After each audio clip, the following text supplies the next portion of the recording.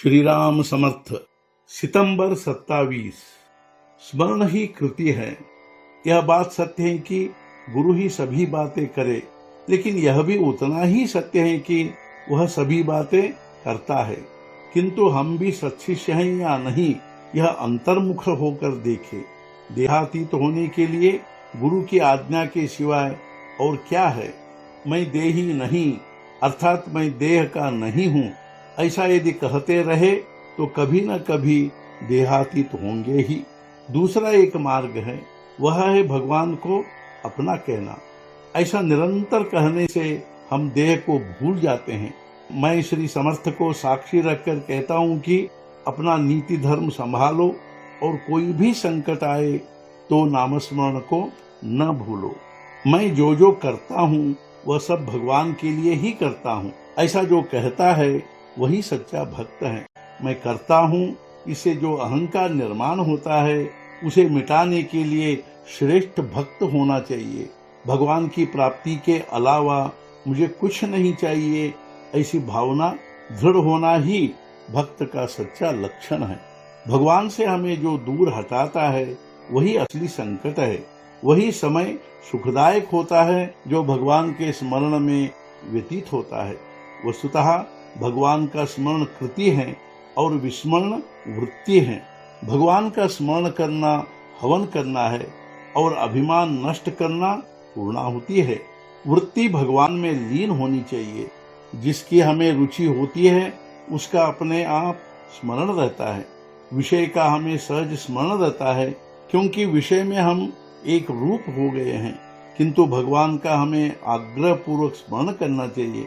ऐसा करना एकदम आसान नहीं है, किंतु बहुत मुश्किल भी नहीं है। वह मनुष्य कर पाएगा।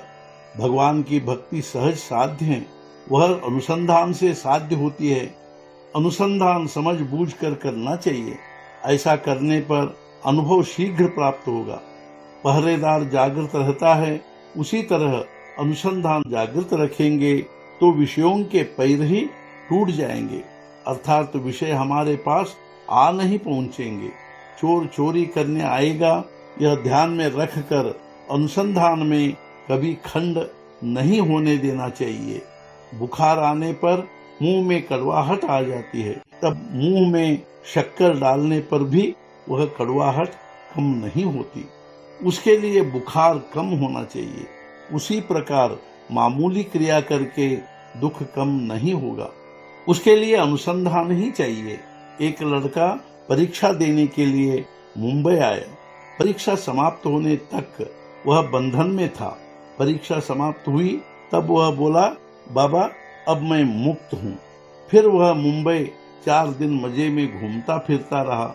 उसी प्रकार हमें अनुसंधान रखकर गृहस्थी की आसक्ति से मुक्त होना चाहिए। फिर मजे से गृहस्थी करे, हमें निस्संदेह आनंद ही प्राप्त होगा। द्वार की देहली पर दीपक रखने से दोनों तरफ रोशनी होती है, अर्थात बाहर भी और घर के भीतर भी।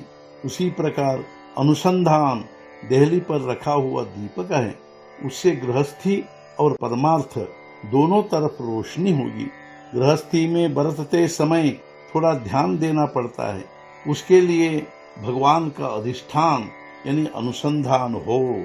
आज के मुख्य विचार, भगवान की इच्छा से अकर्ता बन कर्म करने को ही अनुसंधान रखना या भक्ति कहते हैं। सद्गुरुनाथ महाराज की जय। जय जय रघुवीर समर्थ।